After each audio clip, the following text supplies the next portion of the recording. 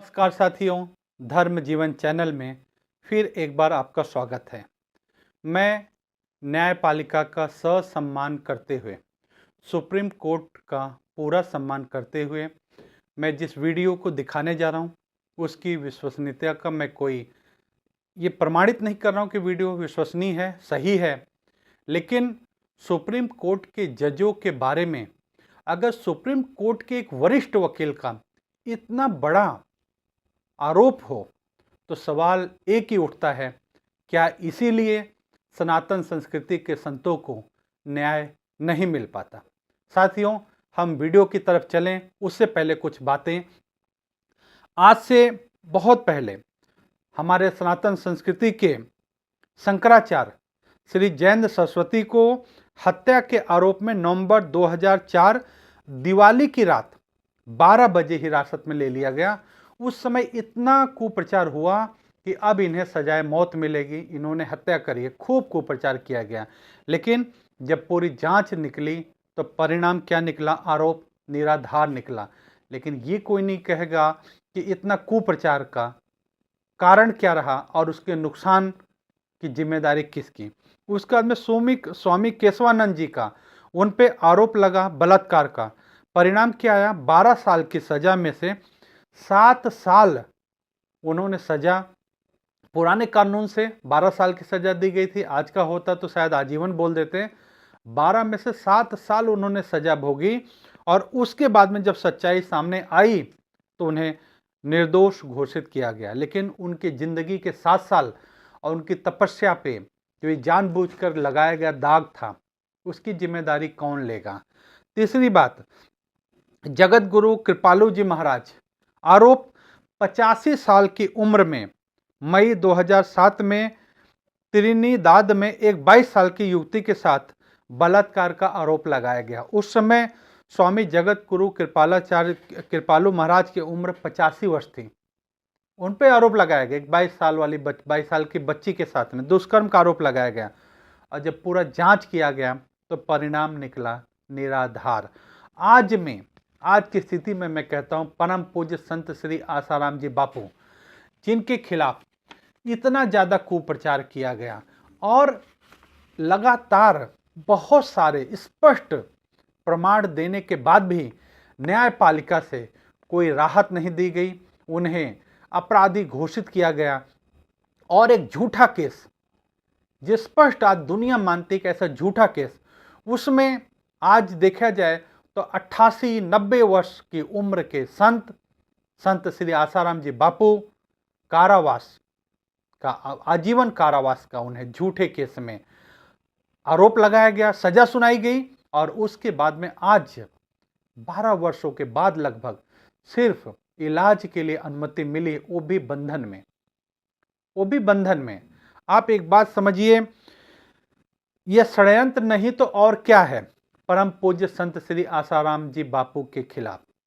वर्तमान में संत हैं, इसलिए इस मुद्दे को मैं आपके सामने रख रहा हूं। दुष्कर्म नहीं हुआ, यह बात लड़की स्वयं बोलती है। कोई लड़की के FIR अगर आपने पढ़ा होगा, उसमें कहीं भी लड़की ने शब्द नहीं कहा है कि उसके साथ में दुष्कर्म किया गया। लेकिन आपको या हिंदुस्तान की जनता को क्या कहा गया? हर मीडिया चैनल एक बहुत बेशर्मी से, निहायत घटियापना से शब्द इस्तेमाल किया, बलात्कार बलात्कार बलात्कार। किसी संत के चरित्र का हनन करना सबसे बड़ा बलात्कार है और सच्चाई समाज के पास पहुंचने ही नहीं दी। इस वीडियो को पूरे जनमानस तक पहुंचाना है। अगर उसकी लड़की की मेडिकल रिपोर्ट में भी कहीं कोई दुष्कर्म का कोई सबूत नहीं मिला, मुंह दबाया हो, कहीं कोई खरोच भी आई हो, ऐसा लेबोरेटरी में नहीं आया। उसकी जो पूरी जांच है उसमें न मुंह दबाया, न कहीं खरोच आए, कुछ भी नहीं। पूरे शरीर की जांच की गई क्योंकि सरकारी केस था और महिला डॉक्टर ने सारी जांच करी, कहीं कुछ भी नहीं था। फिर भी दुष्कर्म है दुष्कर्म, ऐसा मीडिया द्वारा कुप्रचार, दुष्प्रचार, कितना घिनौना। और सबसे बड़ी बात, इस वीडियो में जो बात कही गई है, मैं उसके आधार पर बात कह रहा हूं कि क्या न्यायपालिका, फिर सुप्रीम कोर्ट के बारे में इतनी बड़ी बात, और क्या राजनीतिक ताकतें अपने मनमाफिक जैसा वो चाहती हैं वैसा न्याय करवाती हैं। अगर ऐसा है तब उस चीज का क्या होगा? आज न्यायालय में जैसे जानकारी मिली है, वर्तमान में प्रधानमंत्री जी ने न्याय की देवी की मूर्ति बदल दी। पहले न्याय की देवी के आंखों पे पट्टी बंधी थी, इस बार उन्होंने पट्टी हटा दी। पहले न्याय की देवी के आंख तो पट्टी बंधी थी, लेकिन हाथ में संविधान नहीं था, अब संविधान भी दे दिया है। तो ये क्या? इस वीडियो को देखने के बाद तो अपने आप में एक प्रश्न खड़ा हो गया, क्या यही न्याय है? आप वीडियो देखेंगे तो आपको समझ आएगा। और राजनीति कितनी घिनौनी, साजिशकर्ताओं की, धर्मांतरण वालों की साजिश कितनी घिनौनी।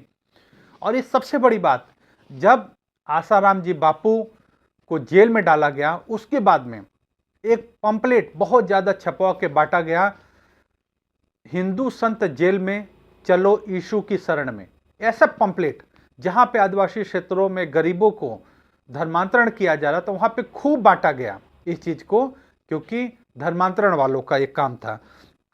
कोई भी समझ सकता है कि आसानी से ये साजिश है, राजकारण है, राजनीतिक कारण है, इसमें मनगढ़ंत कहानी है।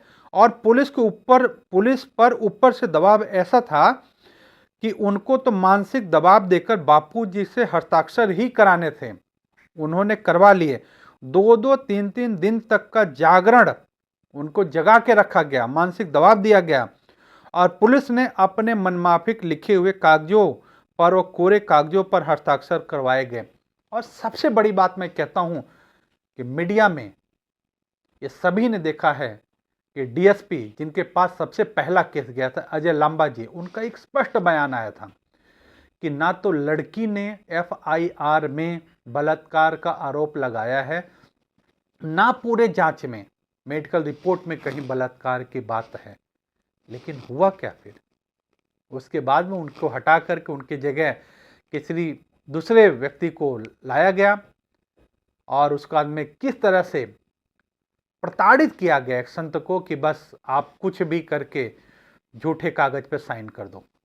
और उसके बाद में शिवा भाई से पुलिस रिमांड के बल पर पुलिस ने बापूजी के खिलाफ बयान देने के लिए बेरहमी से पीटा, लालच दिए, कान का पर्दा खराब कर दिया मारकर, और चोटी उखाड़ दी गई और कोरे कागज पर हस्ताक्षर करवा लिए गए। लेकिन जब वो जज के सामने शिवा भाई गया तो उसने जज के सामने उस समय पूरी सच्चाई बता दी। जोधपुर पुलिस ने छिंदवाड़ा गुरुकुल की वार्डन शिल्पी पर आरोप लगाने वाली लड़की की गुरुकुल की सहेलियों को भी उसी तरह झूठा बयान देने के लिए बाध्य किया। जो पूछताछ कुछ घंटों में पूरी हो सकती थी, उसे 3 दिन तक जारी रख के कुत्सित प्रयास किए गए। ऐसा अत्याचार यह न्याय प्रणाली और कानून व्यवस्था का दुरुपयोग नहीं तो क्या है? ये मैं बहुत स्पष्ट बात कर रहा हूँ, मैं पुनः दोहरा देता हूँ, मैं सुप्रीम कोर्ट का बहुत सम्मान करता हूँ। इस वीडियो की सत्यता को धर्म जीवन चैनल बिल्कुल प्रमाणित नहीं करता है, लेकिन फिर भी इस वीडियो में जो बात आ रही है, अगर ये सत्य है तो ये बात मानिए।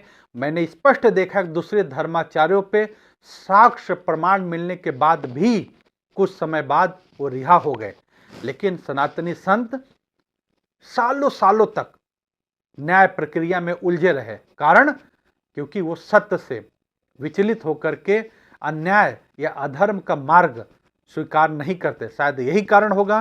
पहले आप इस वीडियो को देखिए, फिर मैं इस पर चर्चा करूंगा। ये रहा वीडियो।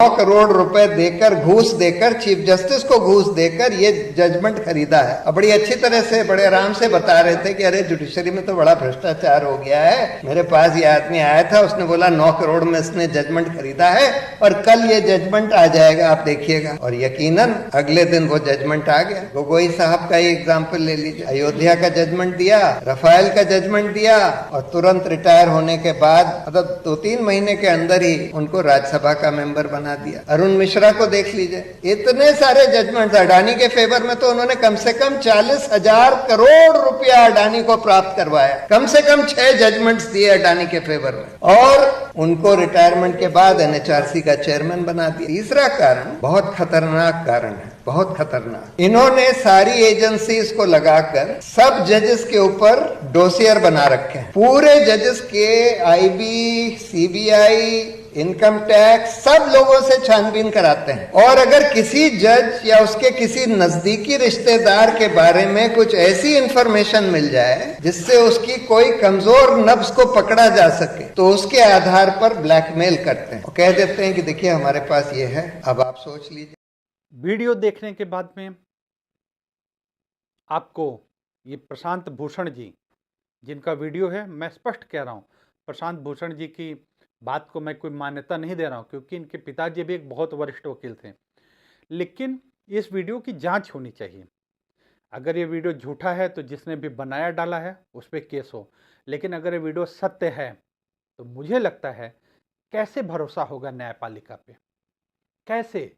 अगर राजनेता किसी सुप्रीम कोर्ट के जज की कोई उसके परिवार की कमी पकड़ के उससे मन माफिक न्याय करवा सकते हैं, ये भी अपने आप में बहुत बड़ा सवालिया निशान है। फिर न्याय कहाँ?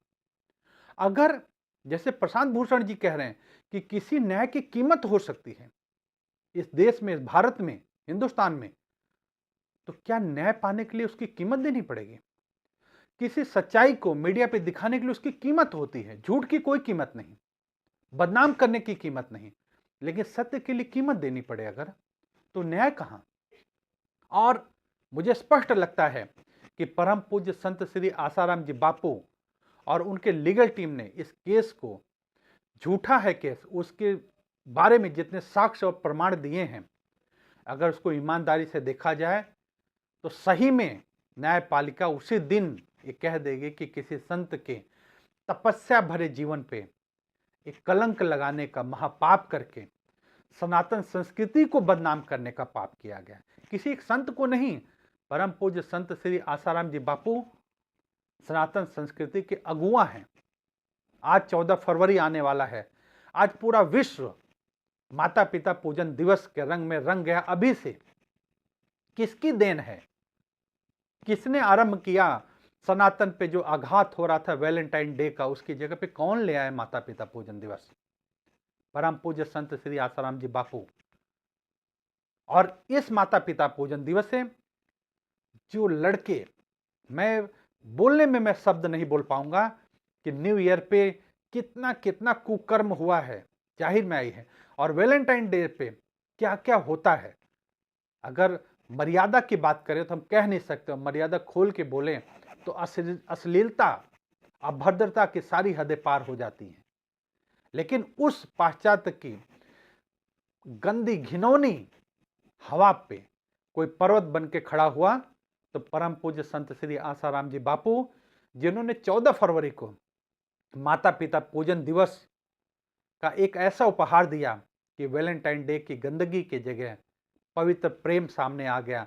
और आज पूरा विश्व मानता है, राज्य सरकारें मानती हैं, और आज पूरी दुनिया परम पूज्य संत आसाराम जी बापू का ये जो उनका दिया हुआ, ये समाज को जो अनमोल उपहार है माता पिता पूजन, इसको भुला नहीं सकती हैं। लेकिन इससे किसी का नुकसान भी हुआ, वो पूरी ताकतें संत के पीछे लगी रही। तुलसी पूजन दिवस, युवा धन सुरक्षा दिवस, नारी तू नारायणी दिवस, भजन करो भोजन पाओ दक्षिणा घर ले जाओ योजना के साथ धर्मांतरण रोकने का काम जिस संत ने किया, उसे ऐसे झूठे केस में फंसाया गया।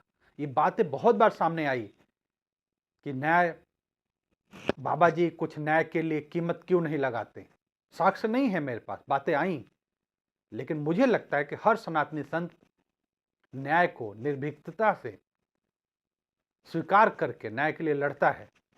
लेकिन ये वीडियो अगर ये कह रहा है कि किसी न्याय की कीमत होती हुई 9 करोड़ 10 करोड़ पता नहीं कितने कितने करोड़, अपने आप में प्रश्न है।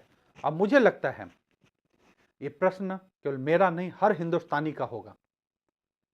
क्या आप भी इस बात को मानते हैं कि आज देश में न्याय भी बिक रहा है और खबर भी बिक रही है? जो खबर झूठी है, जिस खबर में कोई आधार नहीं है, लेकिन अगर उसकी कीमत लगा दी जाए तो किसी को बदनाम करने के लिए कुछ भी किया जा सकता है। अगर आज ये है तो लोकतंत्र का चौथा स्तंभ मीडिया भी, उसकी विश्वसनीयता ये आज सवालों के घेरे में है। और न्यायपालिका भी इस वीडियो को देखने के बाद मुझे लगता है कि इस वीडियो को ज़्यादा से ज़्यादा लोगों तक भेजा जाए, ताकि जो भी न्यायपालिका से और न्याय व्यवस्था से जुड़े लोग हैं उन्हें इस बात का आभास हो कि दोबारा से संत श्री आसाराम जी बापू के केस को दोबारा से शुरू से आखिरी तक देखा जाए, और देख करके संत को जल्द से जल्द न्याय मिले और ससम्मान उनकी रिहाई हो। आज करीब 90 साल की उम्र में इलाज के लिए भी पुलिस सिक्योरिटी और बंधन बिल्कुल उचित नहीं, उन्हें ससम्मान रिहा किया जाए। ये धर्म जीवन चैनल की मांग है, क्योंकि न्याय होगा तो ही धर्म होगा।